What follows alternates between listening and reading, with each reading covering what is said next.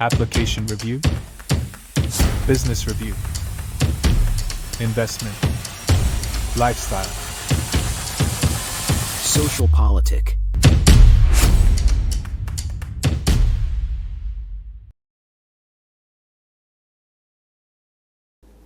Halo Bapak Ibu, saudara-saudari sekalian, lovers and haters. Salam cerdas Indonesiaku. Jumpa lagi kita pada kesempatan kali ini. Bagi Anda yang belum subscribe channel saya, silakan subscribe channel saya. Tekan loncengnya agar Anda dapat notifikasi setiap kali saya mengupload video-video saya. Oke, pada kesempatan kali ini saya akan membahas beberapa hoax ya, yang marak lagi, atau bahkan ada yang baru lah ya. Menjelang beberapa hari lagi ya, sekitar 2 minggu kurang lagi, ini kan pencoblosan tanggal 14 ya. Itu makin banyak, setiap hari banyak muncul hoax dan kampanye hitam ya. Jadi beginilah, saya kasih Anda petunjuk ya, untuk Anda milih. Cari pasangan yang banyak diserang dengan hoax dan kampanye hitam. Gampang kan? Begini loh, kalau saya perhatikan dari kubu paslon 02 hampir-hampir, mungkin ada sih ya 1-2, saya nggak tahu siapa, yang membuat fitnah atau kampanye hitam atau hoax terhadap kubu 01 atau 03. Oke? Tetapi kubu 02 justru banyak diserang oleh buzzer-buzzer baik dari kubu 01 maupun 03. Fakta lah, saya akan bahas sekarang ya. Kita lihat dulu perkembangannya ini ya. Kita lihat dulu satu nih berita sebelum saya bahas hoax. Apa yang saya mau bahas? Hoax mengenai Prabowo Subianto masuk rumah sakit. Padahal beberapa hari yang lalu saya baru ketemu beliau di Ritz-Carlton ketika beliau diundang sebagai pembicara di acara Economical Outlook ya. Ditinjau dari sisi politik menyambut Pilpres. Oke lah, panjang lah itulah ya. Nah, kita lihat dulu nih ya Detik News ya. Di sini Detik News, kita lihat gambarnya Pak Sandiaga Uno ya, dia ada di kubu 03. Judul beritanya, muncul gerakan salam 4 jari. TPN dari kubu 03 bilang kita tidak menjatuhkan paslon lain. Oh ya, oke. Nanti kita lihat apa itu salam 4 jari. Kemudian Yeni Wahid juga dari kubu 03. Nah, ini judulnya, aduh seru juga nih ya. Wah, inspiratif nih. Soal salam 4 jari, Yeni Wahid ungkap kesamaan kubu 01 dan 03. Kalau sama, kenapa harus bikin 01 dan 03 kan? Ya beda lah. Kubu 01 itu katanya mau perubahan, sedangkan kubu 03 mau melanjutkan tapi berubah-ubah. Ya beda lah, mana ada kesamaan Bu Yeni ya. Aduh, jadi begini, singkat aja deh ya, saya nggak mau bertele-tele. Gerakan 4 jari gitu ya, intinya bukan begini, intinya adalah bagaimana itu merupakan lambang 1+3 ya. Dengan kata lain, kalau Anda mau milih, singkat aja nih ya, pilihlah nomor 1 atau nomor 3, jangan nomor 2 gitu. Asal bukan Prabowo Gibran gitu. Jadi dari mana bilang tidak menjatuhkan pasangan lain? Ini menjatuhkan karena kampanyenya jangan pilih 02 ya. Karena dibilang pasangan 02 ini tidak layak dipilih, harus dihindari. Jadi gimana Pak Sandi nih? Katanya tidak untuk menjatuhkan, tapi ini begitu ya. Ntar saya balik lagi lah soal Yeni Wahid bilang ada persamaan 01 dan 03. Ntar tunggu ya. Jadi untuk mengalahkan paslon 2 perlu gabungan 1 dan 3. Artinya 1 dan 3 secara tidak sadar, padahal sadar sih ya, atau secara tidak langsung bilang bahwa mereka bukan, kalau ya Pilpres berlangsung 2 putaran, padahal kan survei-survei terakhir ini sudah mengarah ke 1 putaran. Kalaupun 2 putaran, mereka bukan pemenang putaran pertama. Putaran pertama pasti Prabowo Gibran. Mereka 1 dan 3 ini masing was-was siapa nih yang masuk runner up. Oleh karena itu mereka sudah bersiap-siap nih. Karena mereka baik nomor 1 dan nomor 3 tidak akan menjadi pemenang putaran pertama ya. Jadi mereka harus berkoalisi gitu ya. Jadi kalau nomor 1 menang, 3 mendukung 1. Kalau 3 yang menang atau jadi runner up, maksud saya 1 dukung 3 gitu ya. Nah, jadi apalagi nih yang saya bisa lihat nih ya, itu dihubung-hubungkan dengan sila keempat Pancasila, kerakyatan yang dipimpin oleh hikmat kebijaksanaan dalam permusyawaratan perwakilan. Wih, mantap ya. Jadi, wah banyak macam deh ya. Jadi jangan golput katanya ya. Kalau kita golput itu sama aja membiarkan paslon nomor 2 menang. Artinya apa?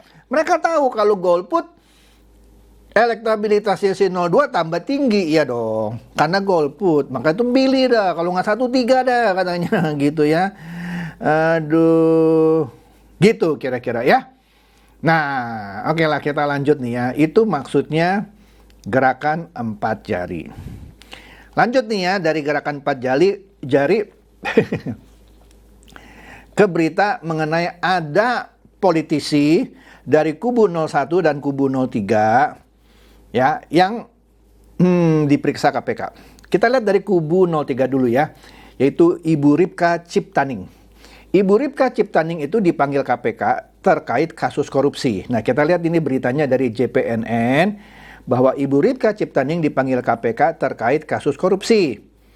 Nah, Hasto singgung bahwa ini adalah kriminalisasi. Wih, kriminalisasi dari mana tuh? Kriminalisasi itu kalau orang nggak salah, disalah-salahin. Itu kriminalisasi. Tapi kalau ada orang punya potensi, ya, atau bahkan dipanggil baru jadi saksi, gimana kriminalisasi? Aduh, inilah ya.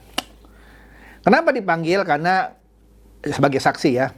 Karena dia, ya tanda kutip, terlibatnya gimana saya belum tahu, kan lagi diperiksa sama KPK. Kasus korupsi proteksi TKI Tenaga Kerja Indonesia di Kementerian Tenaga Kerja pada zaman Caimin. Oke? Jadi lagi diperiksa nih ya. Oke. Kemudian Hasto kan juga ngomong gitu ya. Wah, itu bagi-bagi bansos Pak Jokowi ini kayak apa ya? Kan ada beberapa berita itu ya.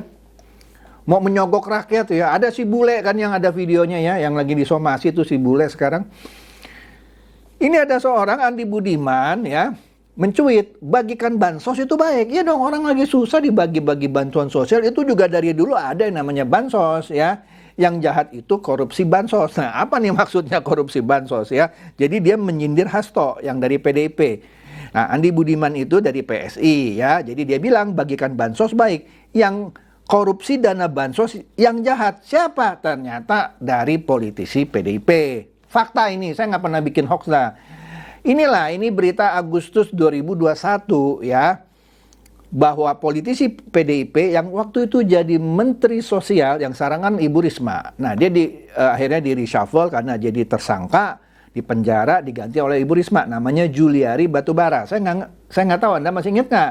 Divonis 12 tahun penjara karena mengkorupsi dana bantuan sosial. Jadi betul Andi Budiman, yang jahat yang mengkorupsi, bukan yang bagi-bagi. Pak Jokowi kan bagi-bagi, tidak mengkorupsi. Kenapa sewot? Nah kemudian, ini berkaitan dengan Ibu Risma. Hasto sekarang jual-jualan nama Ibu Risma. Intinya dia bilang kabinet sudah tidak nyaman. Dia menarasikan seakan-akan kalau lagi rapat kabinet, Ibu Risma tuh sampai harus diperiksa atau apa ya, tanda kutip digeledah. Nah, Bahlil di sini bilang kami nyaman-nyaman aja, mungkin Ibu Risma aja kali yang merasa gitu kira-kira ya. Kemudian dari istana juga menjelaskan bahwa dalam setiap rapat itu sudah ada SOP untuk pengamanan. Nah, bagaimana sekarang bisa menarasikan bahwa dalam mengikuti rapat itu Ibu Risma digeledah misalnya ya, walaupun tidak eksplisit. Udahlah, ini sudah makin kesini makin kesana gitu ya. Pokoknya mau dinarasikan, pokoknya pihak istana lagi mau neken-neken. Ibu Ripka diperiksa oleh KPK, kriminalisasi, padahal baru diperiksa. Kalau nggak salah santai aja coy ya. Kemudian ternyata ada wakil bendahara dari kubu 01, wakil bendahara Amin ya, diperiksa KPK. Anies irit bicara. Kasus apa? Korupsi juga. Korupsi di Kementerian Pertanian. Ya, dari politisi Nasdem, yaitu Syahrul Yassin Limpo yang sekarang sudah tersangka ya. Ternyata wakil bendahara Amin ini terlibat. Namanya siapa? Males saya bacanya ya. Ini cuman saya kasih berita-berita yang bukan hoax ya. Ini berita apa adanya. Nah, kemudian ini mulai nih kita ngomong hoax nih. Ini beredar ya dalam berbagai macam versi yang kira-kira intinya bilang Gibran gagal menjadi cawapres karena kesalahan fatal Anwar Usman, ketua MK. Itu beredar. Gagal lo ya, yang jagoin kubu 02 gagal karena Gibrannya gagal. Waduh. Hoax ya. Oke.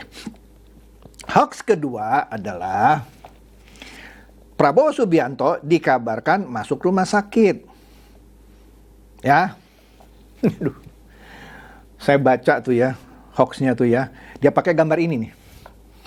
Lihat tuh ya. Prabowo Subianto kabarnya masuk rumah sakit. Padahal di situ ada sambungan nih judulnya, TKN beberkan kondisi saat ini. Ya. Ini berita 31 Januari nih, 2 hari lalu. Ya. Kemudian di bawahnya ada kotak merah itu ya. Kami segenap relawan dan simpatisan 03 mengucapkan semoga Pak Prabowo baik-baik saja. Ini sambil ngeledek gitu sebenarnya ya. Kita lihat berita aslinya itu ternyata dari pikiran rakyat. Ya. Sama kan, cuman judulnya bukan judulnya. Media masanya itu pikiran rakyat tadi dibuang ya. Di sini kita lihat nih dari pikiran rakyat ya. Sama. Judulnya Prabowo Subianto kabarnya masuk rumah sakit. TKN beberkan kondisi saat ini. Tadi dia kasih berita ini, padahal kalau berita ini kita search di Google, kita baca beritanya, TKN memberikan pernyataan bahwa itu hoax, nggak benar. Gitu maksudnya. Nah, cuman netizen rame dah ya. Di Twitter ini Rudy Valinka bilang, sudah 1 minggu. Ternyata hoax itu bahwa Prabowo masuk rumah sakit sudah 1 minggu. Ya. Akun-akun GoFood siapa ya? Ganjar Mahfud kali ya maksudnya. Dan Wan Angin sebar fitnah atau hoax. Ada yang kena stroke, dirawat di RSPAD. Hoax ini pun dipercayai beberapa wartawan dengan cerita info A1. Wow, wartawan aja kena bohong tuh, kena tipu. Nah, disebut nih ya. Ini cuitan kemarin ya. Rudy Valinka bilang, ini foto Prabowo tadi malam jam 8 sampai jam 9 malam di satu acara di sebelah kiri itu ya. Dan beberapa menit lalu beliau lagi berenang santai. Pak Prabowo setiap hari berenang 1 jam. Ya. Nah ini kan dikatakan sudah 1 minggu. Saya dalam, ini hari apa? Ini hari Jumat ya. Saya dalam minggu ini sudah 2 kali ketemu Pak Prabowo. Dua-duanya di Ritz-Carlton. Ya. Satu acara yang diselenggarakan oleh relawan Pak Prabowo, yang kedua diselenggarakan oleh perusahaan sekuritas Trimega. Ada, sehat, ya. Waduh. Jadi gimana ini? Nah, kemudian ada lagi cuitan di Twitter juga dari tukang sayur bilang, menurut info A1 dari pelawak dan tukang hoax di kubu Salam 4 Jari. 4 jari kan 1 plus 3 kan ya. Katanya lagi dirawat di RSPAD Pak, padahal lagi berenang. Apalagi nih Bebek Bubu ya, juga mencuit, yang bikin gosip Pak Prabowo dirawat di RSPAD dari sebelah, yaitu Salam 4 Jari. Moga-moga ntar pas umur 70-an nanti nggak ngerepotin orang-orang di sekitar ya. Maksudnya dia ngeledekin balik gitu ya. Jangan-jangan lu nanti pas umur 70-an lu ya, nggak perlu dirawat lu, langsung mati. Kira-kira begitu kali ya. Supaya nggak ngerepotin. Waduh, nih Pak Prabowo always renang 1 jam sehari. Seperti yang saya sebutkan tadi ya. Nah, terus kalau kita lihat dari berita-berita ini jelas ya bahwa itu hoax. Ya. Nah, Pak Prabowo di beberapa hari sebelum ini juga melakukan pertemuan dengan 600 pendeta dari PGPI. PGPI itu Persekutuan Gereja-Gereja Pentakosta Indonesia. Makan malam dengan 600 pendeta PGPI. Nanti saya bahas khusus ya mengenai ini ya. Kita lihat sekilas nih ya videonya makan malam Pak Prabowo baru beberapa hari ini ya dengan 600 pendeta PGPI. Yuk kita lihat videonya. Sabar, ini dia.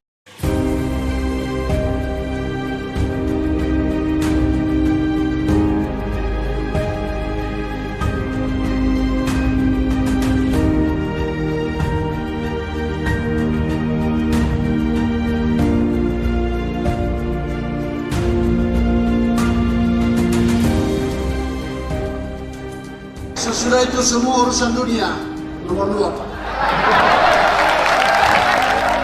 Masuk urusan dunia itu pemilihan presiden. Kami berdoa kepada Tuhan, memberikan kesehatan, kekuatan kepada Bapak Prabowo Subianto.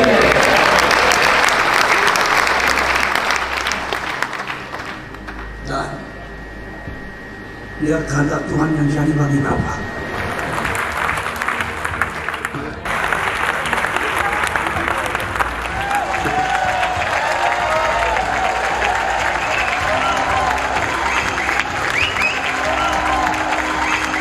Saya ingin mengucapkan terima kasih kepada PGPI yang saya kira sudah mendukung saya belasan tahun.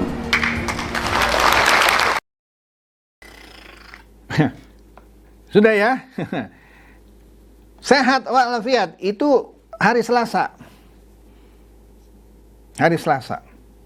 Senin saya ketemu dia di Ritz-Carlton, Selasa dia makan malam dengan 600 pendeta, Rabu saya ketemu lagi Pak Prabowo juga di Ritz-Carlton. Jadi dari mana yang bilang masuk RSPAD, stroke lah, inilah, kasihan deh, ntar lu yang stroke lo ya. Nah kita lihat ini sebenarnya dari berapa ini? Seminggu yang lalu gitu ya. Pak Jokowi juga sudah menampik itu ya. Pak Jokowi bilang, Pak Prabowo sehat walafiat gini, gimana bisa bilang stroke lagi dirawat di RSPAD? Kan jahat ya. Nah itulah, jadi Anda mulai sekarang pilih-pilih gitu ya. Mana nih yang harus Anda pilih? Yang suka bikin hoax atau yang sering jadi korban hoax? Ya gitu aja singkatnya maksud saya. Nah di sini kita lihat satu video yang menarik. Di video ini kita memperlihatkan bagaimana seorang Prabowo Subianto menegakkan aturan kampanye. Jadi begini, di kampanye kita tidak boleh melibatkan anak kecil, anak-anak di bawah umur. Jadi nggak boleh tuh di acara kampanye ada anak-anak yang bilang 1, 2, pilih 3, nggak boleh. Nah di video ini kita lihat bagaimana Pak Prabowo menegakkan aturan itu. Yuk kita lihat videonya, ini menarik nih. Oke. Nah, ini dia.